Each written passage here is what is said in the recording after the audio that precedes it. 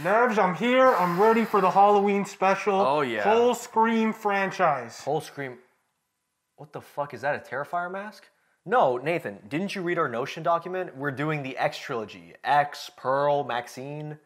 We're not gonna watch like 7 fucking Scream movies, dude. Guess I'll go fuck myself.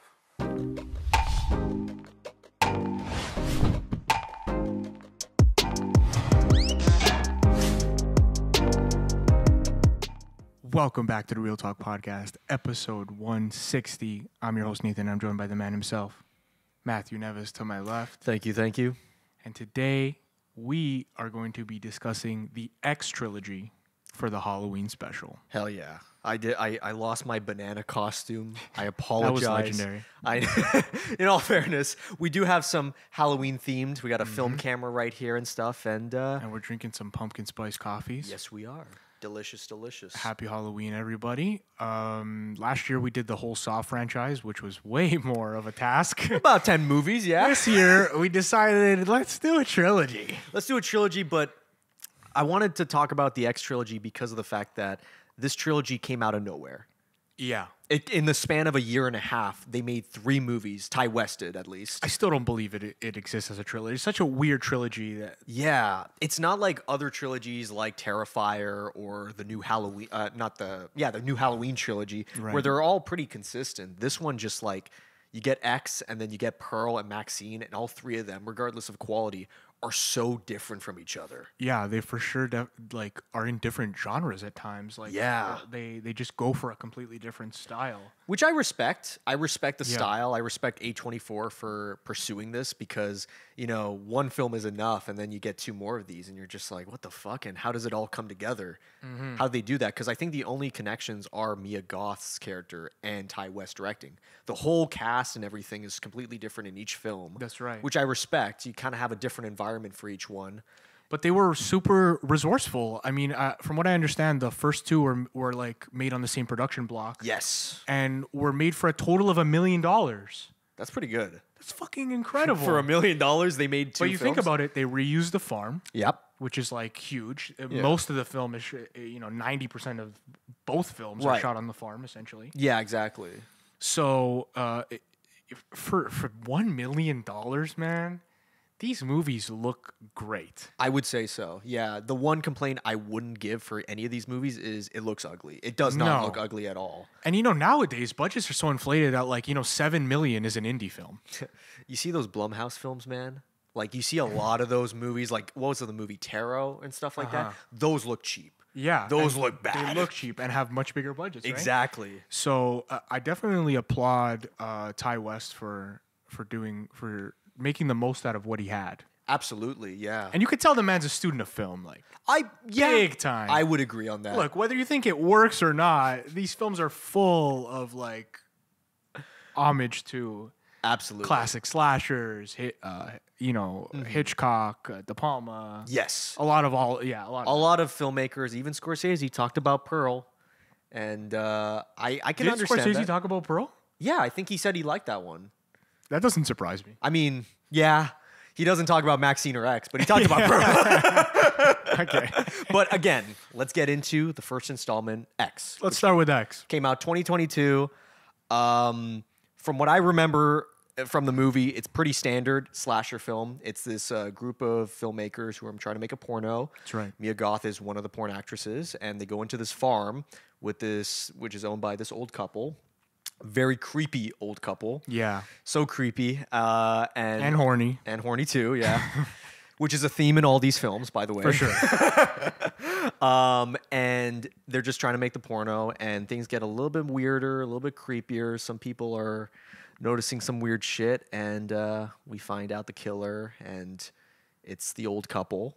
They're killing the porn crew and stars and stuff. And the last girl to survive is Mia Goth, Maxxxine. And yeah, that's kind of what this story is. It's pretty basic. It's pretty basic. I don't know what else to say. The characters are pretty basic. Yes. The premise, pretty basic. But I think there's some effective filmmaking in this film, especially in the first half. Yeah, first half more than the second. It builds some tension once everything starts, once they start to kind of reveal what's going on there. I think things kind of unravel, and the writing Gets a little rough. gets a little bit rough. Yeah. But I think there's some good filmmaking, and I don't know about good performances. I think Mia Goth is really good. She's good. Given the material and script, she's good. She's good. She's great in every single one of these. In this one, she's like kind of the protagonist, but Kind of, sort of. it's kind of an ensemble cast in this film. Yeah. I would say my favorite performance, though, I don't know if I would call it good, was the producer, that guy. Yeah, he's good. He was so much fun to watch. He's over the top as fuck. Absolutely. Is it an Oscar performance? Absolutely not. No. But like, he has some great lines, and he has that like Yeah. that charisma. Gives off nicknames to the characters and stuff like that. And it's like, how the hell do you think it's going to be like in the industry and stuff? Yeah. I'm like, I love it. But yeah, the rest of the performances. I think my least favorite performance was the student filmmaker wannabe kid. Yeah. I was like, can this kid just die already? He was the first kill, so I was like, hell yeah. And the kill was good. Yeah. I love that kill. The kill that's actually one of the better kills, I think. Yes. Yeah. That one He's wasn't. driving off, and he's like, "Fuck these guys." Yeah, he just drives off because Jenna Ortega was his girlfriend. He's just like, I want to be part of this production too. And he's like, what? No, you can't. So this is the one that I had to actually rewatch because my girlfriend actually is the one who put me on this trilogy. Oh, okay. She had seen X and Pearl. X and already, Pearl. Okay. and I watched Pearl with her first. So I watched this in a Oh. weird ass way. But it kind of chronologically makes sense. It worked. Yeah. It worked because technically I watched Pearl first, Yeah. but then I watched Maxxine Oh. because I had seen that one in theaters, and Yeah. then for this episode I went back and watched X because that's the X. one that I was missing. So I watched it in a weird order, but I do respect what they try to do here, giving the killer a backstory in the sequel. Yeah. No, I love that. And I love the fact that Mia Goth plays that character. It's cool. Obviously, she plays the old lady in X, which, by the way, like right away I saw the old couple. I was like, oh, that's just makeup. Like, Yeah. I didn't feel a whole lot. And maybe it's because of the fact that this movie is so over exaggerated that everything just kind of feels like a farce. Yeah. And the worst part about this film, in my opinion, is they try to take this stupid script and they try to put some meaning into it. Like my least favorite scene, the scene that I was like, oh God, please do not go in this direction, was the Mia Goth speech about like, oh, everyone's free and stuff like that, and we're just all people. I'm like, well, shut the fuck up. I want to see some good ass killing.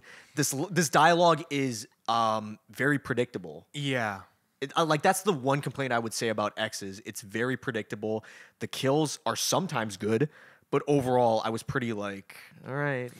Yeah, the dialogue is really predictable, but also I feel like it's just ripping off a bunch of films that are like horror classics, like B-movie horror classics that have predictable dialogue as well. Yeah.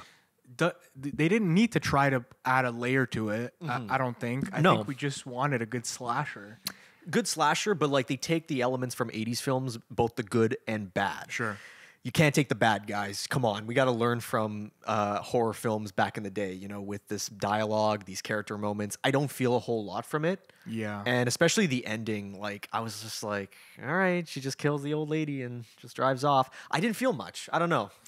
I didn't feel much for too many of these characters living or dying. Yeah, I just was kind of like looking at the watch, my phone. I was Like, just there's two left. There's two left now. There's three left. Like, only one is gonna survive. Like, you just kind of know, right? Mm-hmm.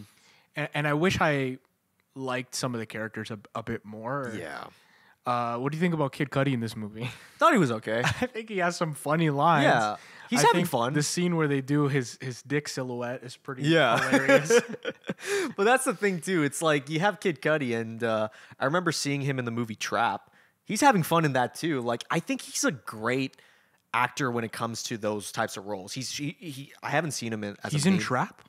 Yeah. He's in M. Night's Trap? Yeah? Yeah, man. I did not know he was in that. We'll talk about that when we do in our catch-up episode. But in this role, it's like he has a lot of great charisma compared to the other fucking actors. And I was like, I just want to see more of like that type of performance. And you don't really get that. Yeah. He just kind of dies and I was like, all right, next one.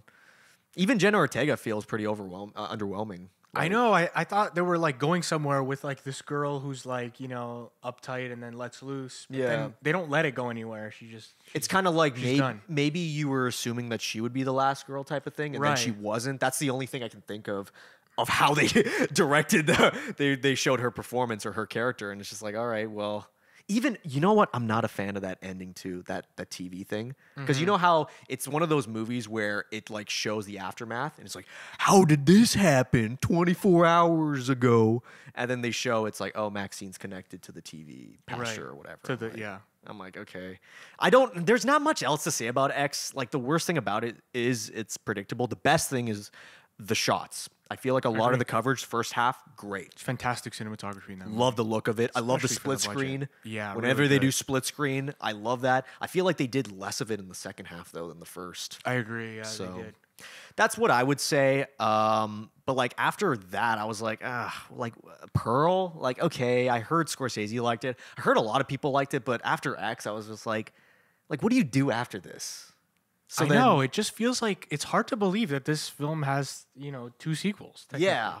But like right as I see Pearl, the first shot of that barn with that beautiful look, the colors and everything, I'm like, oh, this is already better than X. Yeah. Like, I can already feel it. That like Technicolor vibe that they go for in that Fucking movie love that, man. is really nice. The cinematography in Pearl is the best of the trilogy. Easily. Absolutely. Abso-fucking-lutely. Every shot in Pearl is kind of a work of art. Yeah. The opening. The especially font. the opening. Yeah, I love the font. It's very inspired by the golden age of Hollywood. And the more I thought about Pearl, I was like, oh, I want them to do like Wizard of Oz, but fucked up. Mm-hmm. Doesn't it kind of give off that with Dorothy? It for sure does in the style of it, and even like her outfits. Yeah. And, yeah. It does give me that vibe. And with Mia Goth, like, you know, I haven't seen a whole lot of films from her. This was kind of my introduction of her performances. But, like, she's excellent, and I don't know why she's not like. I don't know why this didn't push her even further as like an. Yeah. Like I know people love her in this and unanimously praise her performances. Right. But like, why isn't she in everything now? I think she's just going the indie route. I don't know. That's just my assumption. She gets more freedom, more creative control. But in my opinion, Pearl is her best performance in the trilogy. What a performance! She puts this movie on her back. Yeah, absolutely. Like, if you didn't have this performance in this movie, it would have been probably forgettable. Oh yeah. Like, I can't really think much of how else you would do this. It's a great character study on this person. She's going through like her marriage. She's going through the relationship she has with her abusive mother, her like bedridden father. And it's just like you get to see all of these connections, and it's simple. It's simple. It's not trying to be profound like X. Yeah. It's not trying to copy 80s slasher like X. It's using horror slasher, but set in the 20s. Yeah. Which I've never seen before. It's true. It is a fresh take. And I love that. I love the performances too. I think the performances are much better in this, regardless. Not just Mia Goth, but the mother's great. The mother has a fantastic monologue. Yes. It's like, I'm not letting you leave this farm again because you're dangerous and all this. Like, that's an excellent monologue. Yeah. Even the guy, David Korn, The Superman. projectionist. Yeah, projectionist. Yeah. He's great too. Because like a performance like that, you know, set in the 20s, you'd be like, hey, sweetie, what is... Right. He doesn't do that. No, he's very subtle. He's very like mature with the performance. So is Mia Goth. And you get to see that relationship and being like, oh, so she was cheating on him. Like, is this the guy that's the older person in X? And then you find out, no, it isn't. Just right away, she goes insane. And the way it's done feels not realistic, but engaging. Yeah. That's what I like about Engaging. that's what I like about this is the film's not trying to be realistic. It feels very nightmarish at times. Yeah. Like you're stuck in this nightmare and you don't know what you're doing. And one of the scenes that indicates that is when she's like dancing with the scarecrow. Oh, yeah. And that gets fucking weird. That scene's heavy, man. I fucking love that scene. That's the scene I'm like, Ty West, I want to see more of these risks. Here's what that's what Pearl does way better than X is keeps the viewer guessing. Like, I could have never predicted that scene. No. Or when she meets the projectionist, where exactly that's gonna go. Yeah. You know, like they have me at the edge of my seat trying to figure out where this is going more. Yes. And another theme about this whole trilogy that I noticed in this one, I feel like this is the one that does it the best, is the I want to be a star. You know, that's a common theme in all of these films. That's kind of like the only common theme of all of this is like that and the porn industry. Sure, the porn, which I didn't expect Pearl to cover. I was like, okay, there's no fucking way. And then it's like, you want to see one of the reels? I'm like, they kind of shoehorned it in. I didn't like that. Yeah. I was like, wait. And then he does that speech. I'm like, oh, that's giving me X vibes. No. Yeah. Get that shit out of here. That's so lame. Because they try to make it profound, and it's just like the way it's written is dumb. Yeah. It's fucking dumb. But it gets glossed over, thank God, because that character dies and you're more focused on Pearl. But Great kill too. Great kill. Like, I fucking love it. Yeah, what a great kill. As he's driving, like what a kill. It was so much fun to see that, and her auditioning for that role, and you see what it's in her head, that whole sequence. How good is that scene? I fucking love it. Fucking hair in my mouth. I fucking love that scene. No, that scene is so good. That scene has that great moment of what's in her head and what the people are actually seeing. Yeah. And it's like, no, you didn't get it. And and that's kind of a twist, right? Because this film kind of sets up like, oh, is this going to be like this like rise and fall story? Like she gets some fame, she gets screwed over, or maybe she goes crazy and then ends up back on the farm. Yeah. And it's like, no, the reality is she's like too worried about daydreaming about being famous to practice or hone any kind of skills. Exactly. So yeah, she's terrible. The irony of the whole thing is that she's more of an experienced killer than she is a dancer. Exactly. But she strives for that glory. She strives to get attention and stuff like that. And that's where the obsession comes in. That speech she makes with that girl when she's like telling that story or confessing to her husband, but to her. Holy fucking shit. That monologue is so heavy. I loved it. It's long as hell too. I was wondering too, because I was like, they're still going. Yeah. They're still going, but I'm engaged. I'm like stuck to the screen, man. I'm like, holy fuck, what else can you do? Yeah, really simple. The camera's not doing anything crazy, but it's just her. It's her putting the film on her back. Yeah. And just absolutely carrying the way she's able to convey some of those emotions. And even though you just saw the fuck shit that she did, because of how good her performance is, you managed to feel slightly bad for her at certain parts of that monologue. Absolutely, yeah. Because like she is struggling herself. You know, she is a killer, but she has the reasons why. She has an abusive family. She has a husband that's no longer there because of the war. She doesn't know when he's coming back. All these weird, like, she's thinking of all these things in her head. And at the same time, she's admitting to these kills. She's doing, I'm like, fuck yeah. Yeah, that's one of the layers, like, they work. And that's definitely a highlight of the film. I can't believe it. Like, how much was this? $1 million? You said $1 million each for Pearl and X? They shot back to back? From what I understand, it's $1 million combined because they did it in the same block. This looks way better than X. And if this was a 500 grand, dude. That's insane. Dude, right? that's fucking nuts, man. I fucking love that. I love how good this film looks compared to movies that are like triple, 100 times more the budget. Yeah. You know? And I like the ending too of Pearl. It makes sense how it. This one has the best ending. How do you not, like, Mia Goth should have got a nomination just for that last shot? Yeah. Oh, dude, that smile. Holy fuck. I know. They kept it going. I could just see Ty West like rolling. It's just like, yep, let's keep it. Let's keep it. Yeah. And you just see her face and it looks so painful how she's doing it. And yeah. I love that scene. Pearl, I mean, she sets up the family dinner. And then by that time, you know, so much fuck shit has happened that you forget that she even had a husband at war. And then, of course, he arrives right on time. Can we talk about the husband, though? Like, from a continuity perspective. Like, he must have been just as insane as her to be. But the way he acted in that didn't seem like he was like, wait, what? Yeah. What the fuck? Yeah. You know? Here's my theory, just to make it so that I can excuse it, is that it was all in her head. And that the husband might have reacted that way, but in reality, he was just as crazy. Mm-hmm. And we move on. It works with X, or you could just watch Pearl on its own. To be honest, the thing is, you could definitely watch. That's the first one I watched, and I took it at face value and liked it. I thought it was weird. I thought it was crazy, but I think there's something about that film that I like. Yeah, I like a lot.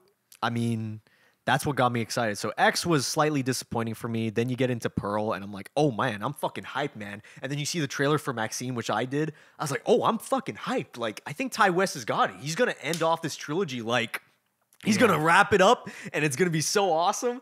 And then I watched Maxxxine.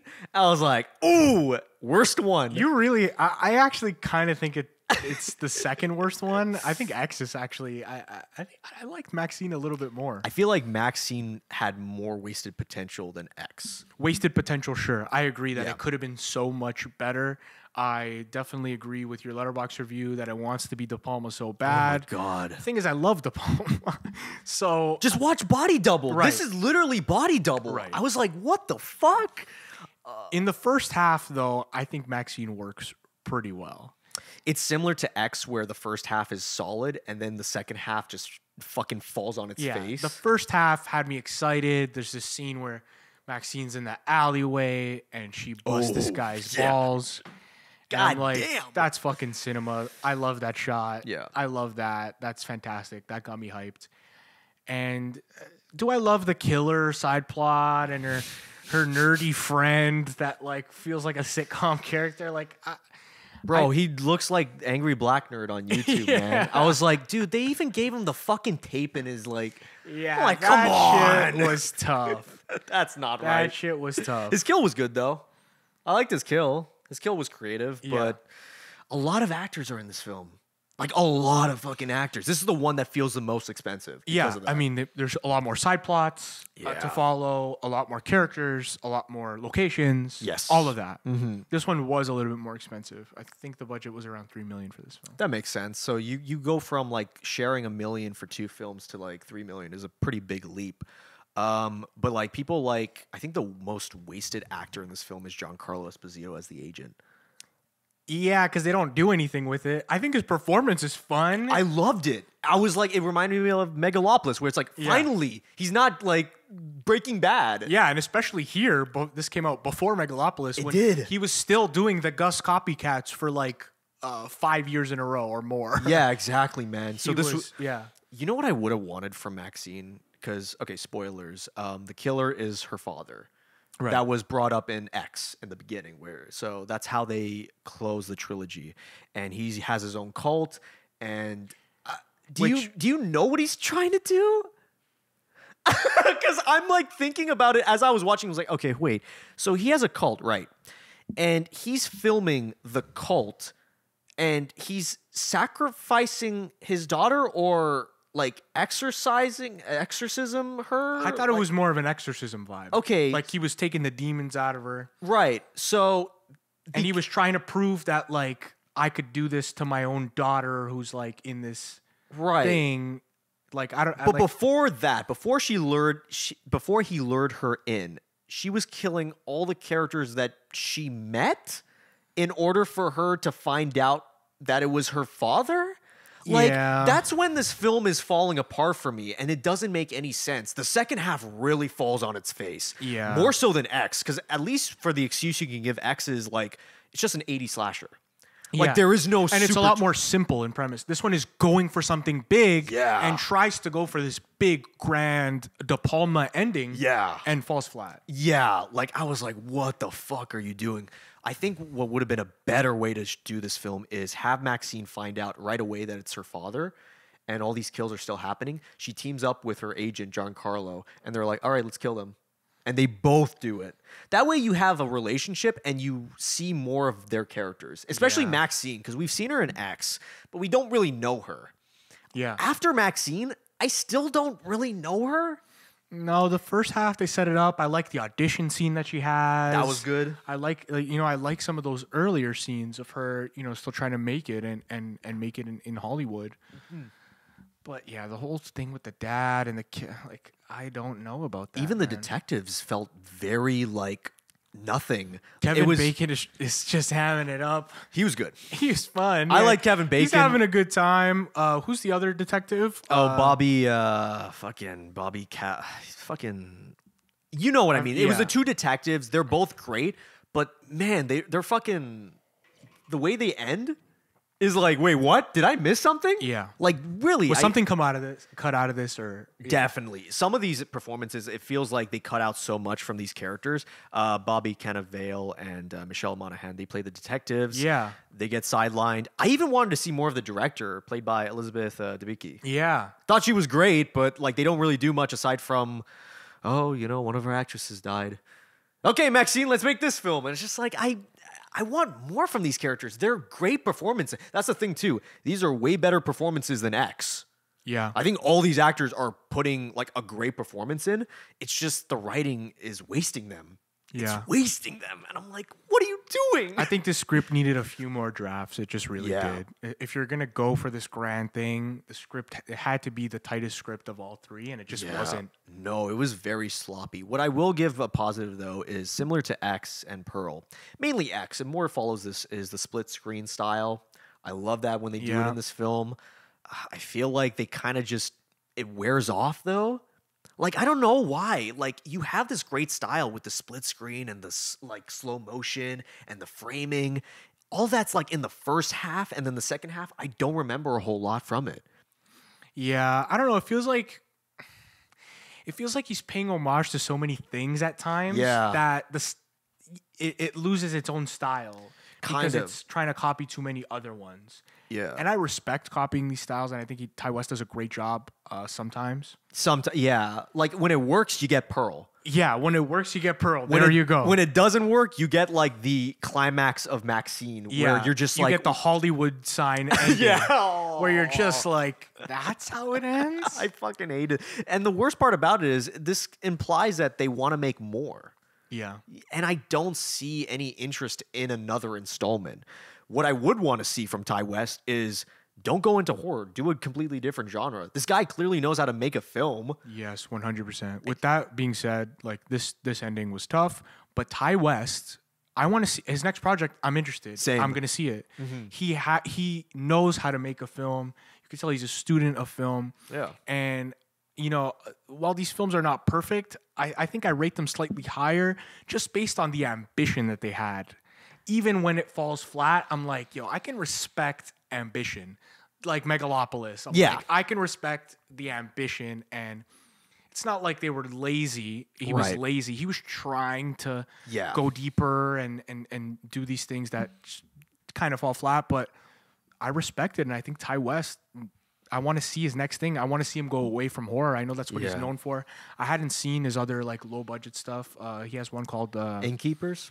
That one. I think the one called Innkeepers. Rooster. Yeah, he also directed various like anthology films. He was like one of the directors in those. In one of the VHS ones. Yeah. Yeah. So I'm curious what he does outside of horror though, because I'm gonna be honest, like just Pearl fucking worked for me. And that's the thing. I would give more of that attitude, Nathan, if it wasn't for Pearl. Because Pearl is like everything got it right. Yeah. And you compare it to Maxxine and you're like, I just wish he made it simple, just like Pearl was. Yeah. It's like you said, Pearl is a certified hood classic. It is. It really is. I would rank it. Here's my ratings for them. All right. Number one's Pearl. I gave that a 3.5 out of 5 stars, 7 out of 10. I would probably put X slightly above Maxxine. That's 2.5 out of 5. And then Maxxine is like 2 out of 5, 4 out of 10. How would you rank it? You're going to be a little bit more nicer. I know. I think I'm going to be a little bit more nicer. Yeah. X, I think I gave 3 out of 5 stars. Okay. Pearl, I gave 3.5. And I think Maxxine, I gave 3. 3? Okay. So yeah, Pearl is very much Pearl's the best one. We can both agree there. Yeah. And I think most people who've seen the trilogy agree there. Yeah, and even in all fairness, like Maxxine and X, aside from the ending for Maxxine, like X and them are interchangeable. So Yeah. I get that. Let us know your thoughts on the trilogy in the comments below. Happy Halloween to everybody celebrating. Spooky season. Spooky season is here, ladies and gents. Don't forget to leave a like, subscribe to your boys. It means the world to us, or else you're not getting no good candy this year. Hell yeah. That being said, most importantly, take care. Brush your hair. Peace.